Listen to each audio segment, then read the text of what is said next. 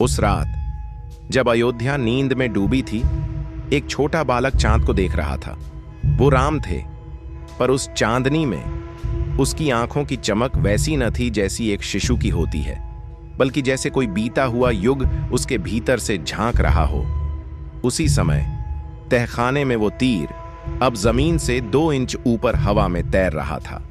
चारों ओर दीवारों पर लिखे मंत्र जलने लगे, जैसे अयोध्या की आत्मा किसी चेतावनी को उकेर रही हो। अंतर्द्वार जाग गया है, जिसे बंद करने के लिए पुरातन युगों ने बलिदान दिए थे।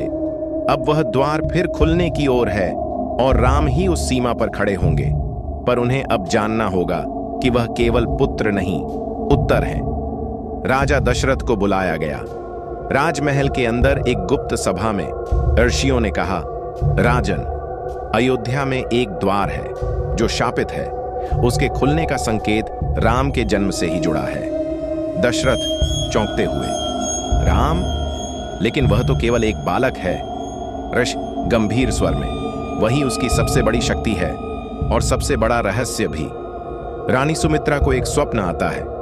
वह देखती हैं अयोध्या का धरातल फट रहा है और उसके नीचे से एक जलता हुआ द्वार खुल रहा है।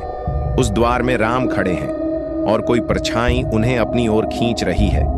सुबह जब सब सो रहे थे, राम धीरे धीरे मंदिर की सीढ़ियां चढ़ते हैं, जैसे किसी अदृश्य आहट की ओर खींचे चले जा रहे हों।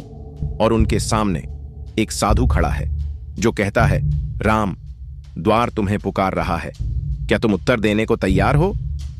बालक राम शांत रहते हैं, उनकी आंखों में चमक बढ़ जाती है।